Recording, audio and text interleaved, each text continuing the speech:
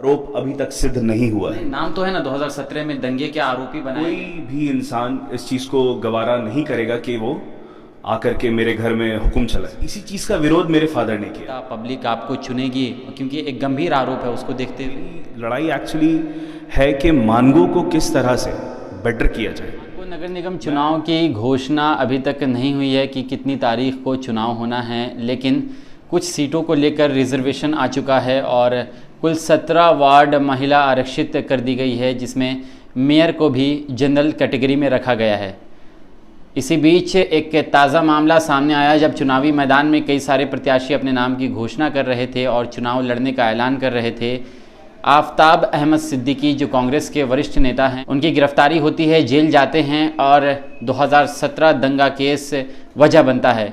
जिब्रान सिद्दीकी उनके बेटे हैं, इन्होंने घोषणा की है कि अब हम चुनाव लड़ेंगे और चुनावी मैदान में अपने आप को देख रहे हैं। इनसे हम बात करते हैं, जानते हैं और क्या वजह है कि चुनावी मैदान में वो आ रहे हैं जब उनके फादर जेल गए हैं। सबसे पहले तो सवाल महत्वपूर्ण है और ज़रूरी भी है कि लोग आपके फादर को देख रहे थे चुनावी मैदान में और चुनाव लड़ते हुए देख रहे थे, अब उनकी जगह आप चुनाव लड़ेंगे। जी बहुत बहुत शुक्रिया आपका वक्त निकालने के लिए और मुझसे बात करने के लिए। पहली बात तो मैं ये साफ कहना चाहता हूँ कि मेरे फादर ने कभी ये नहीं बोला कि वो चुनाव लड़ेंगे। उन्होंने समर्थन किया, कुछ लोग थे जिनका समर्थन किया और यही बात थी कि वो इलेक्शन नहीं लड़ना चाहते थे, लेकिन कुछ सिनेरियोज़ ऐसे हुए, कुछ चीज़ें ऐसी हुई जिसके वजह से आई डिसाइडेड कि मुझे इलेक्शन कंटेस्ट करना चाहिए। जिब्रान जी, एक बहुत बड़ा सवालिया निशान, प्रश्न चिन्ह ये लग रहा आपके फादर के ऊपर कि उन्होंने मानगो के ही मेयर की बात कही कि मेयर होगा तो मानगो का ही होना चाहिए। तो लोग ये आश हैं कि, और जो उनके समर्थक है आपके फादर के, उनका कहना है कि बस यही बात की वजह से उन्हें जेल भेजा गया। हालांकि 2017 दंगे में एक जो दंगा भड़का था और लोगों को काफ़ी ज़्यादा परेशानियों का, दिक्कतों का सामना करना पड़ा था। उस दंगे में कई घर में काफ़ी बुरा और तनाव का माहौल था, तो आपके फादर को एक वजह माना गया है और उसी की वजह से आज वो जेल में है। तो आप क्या मान रहे हैं?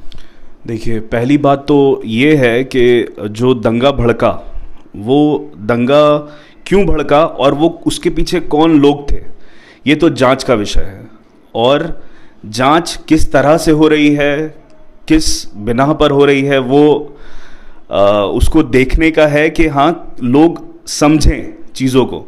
अभी जब मेयर का इलेक्शन के बारे में जब घोषणा हुई, बहुत सारे भावी प्रत्याशी ऐसे हैं जिनके घर पे भी दबिश पड़ी है और बहुत सारे लोग ऐसे हैं जो किसी और भी चीज़ों से लेकर के उनको दबाया जा रहा है। और लोगों से एक सवाल पूछना चाहता हूँ कि अगर आप लोगों के घर में कोई एक नया बंदा है, फॉर एग्ज़ाम्पल आप लोग शायद मुझे पहली बार देख रहे होंगे, मैं आपके घर में आता हूँ और घर में आने के बाद मैं बोलता हूँ कि आज से मैं आपके घर में हुक्म चलाऊँगा, तो शायद जहाँ तक मैं जानता हूँ कोई भी इंसान इस चीज़ को गवारा नहीं करेगा कि वो आकर के मेरे घर में हुक्म चलाए।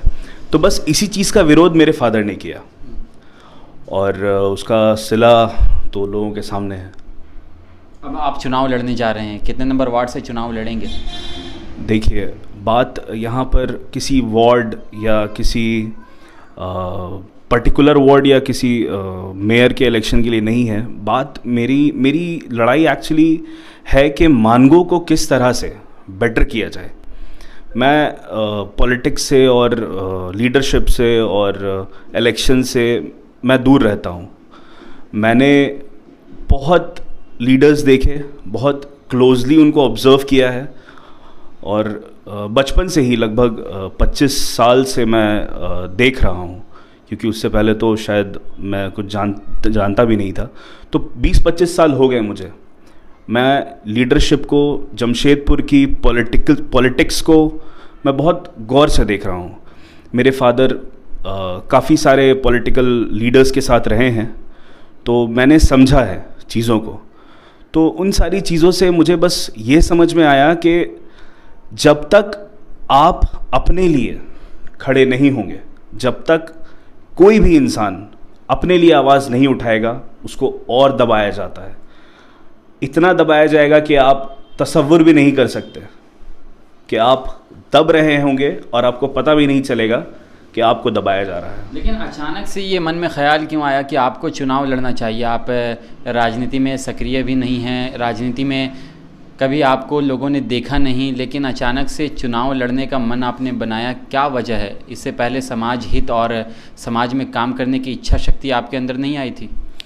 समाज में काम करना और समाज की इच्छा शक्ति, समाज को मतलब सर्व करने की जहाँ तक बात है, तो मैं बैकफुट में बहुत सालों से काम कर रहा हूँ।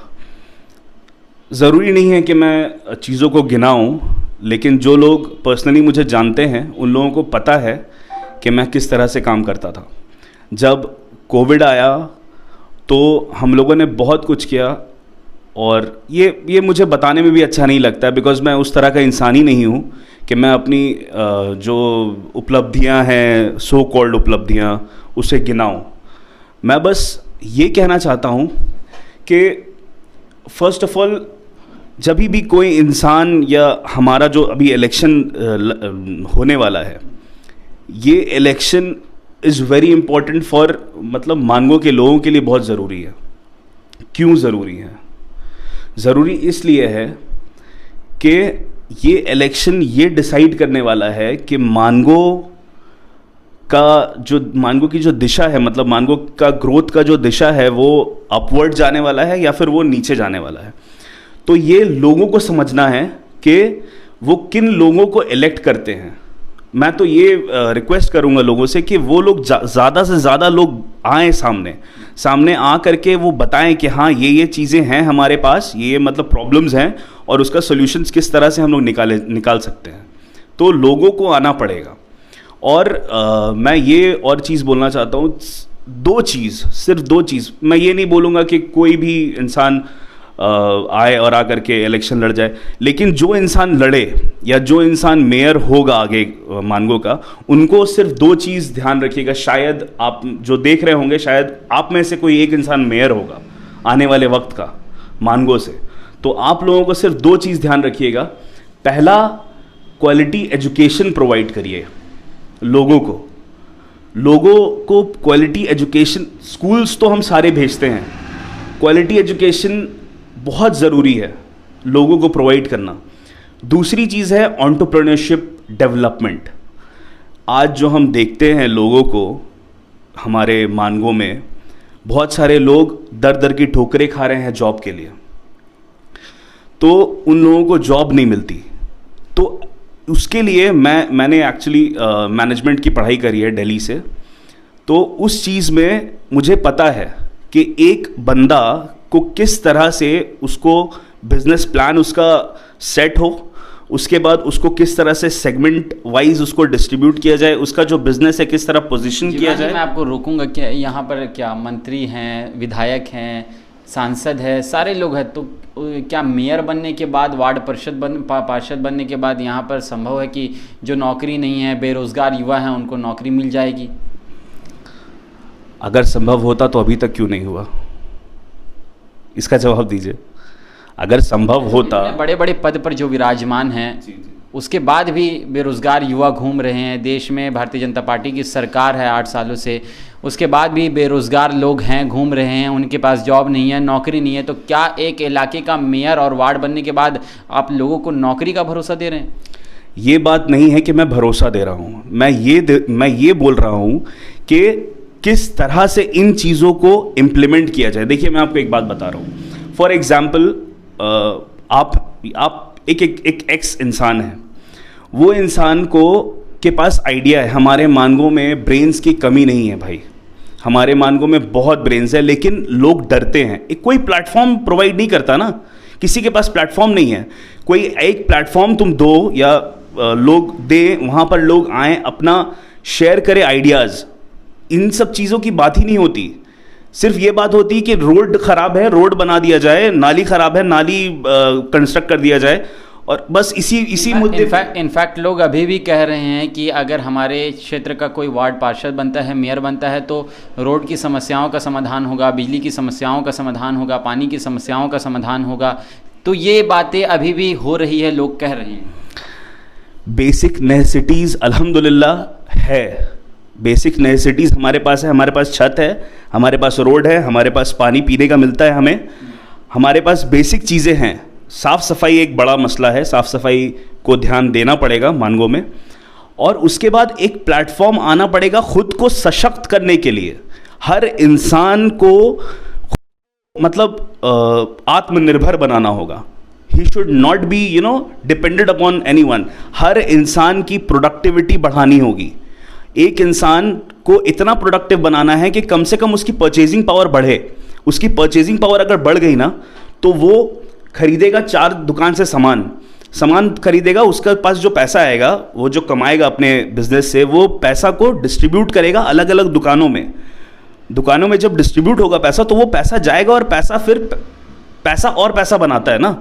देखिए, अभी फ़िलहाल जो बात हो रही है मानगो नगर निगम का चुनाव है, हम ज़्यादा बात को लंबी ना करते हुए ये कहना चाहेंगे कि जिस तरह से मानगो नगर निगम चुनाव को लेकर हलचल तेज़ है। एक तरफ स्वास्थ्य मंत्री क्षेत्र के विधायक डेवलपमेंट और विकास कर रहे हैं। आपने देखा होगा 1100 करोड़, लगभग 1000 से 1100 करोड़ बीच के योजनाओं का उद्घाटन भी किया गया, जिसमें फ्लाईओवर एक बहुत बड़ा मुद्दा मानगो पुल का रहा है। जाम की समस्याओं से लोग परेशान रहे हैं। MGM अस्पताल एक बहुत बड़ी समस्या रही है स्वास्थ्य के क्षेत्र में। तो इन सारी चीज़ों का विकास धीरे धीरे हो रहा है। क्या आने वाले समय में मानगो में क्या क्या कमियां हैं जो आप वार्ड पार्षद के रूप में बनकर उन कमियों को दूर करेंगे? फिलहाल आपने अपने माजी में जो आपने काम किया उसको गिनवाना नहीं चाहते, चलिए मैं आपको बोलूँगा भी नहीं, लेकिन अगर आप जीतते हैं तो क्या ऐसा बेहतर काम करेंगे जिसको लेकर जनता आपको पसंद करेगी और आने वाले सालों में आप फिर से वहाँ से वार्ड या फिर मेयर बनकर आएंगे? देखिए, पहली बात तो आपने जो ये बताया कि जो योजनाएं पारित हो रही है, मेरा उसमें कोई इंटरप्शन या कोई भी ये नहीं है। वो बहुत अच्छी चीज़ है जो हो रही है।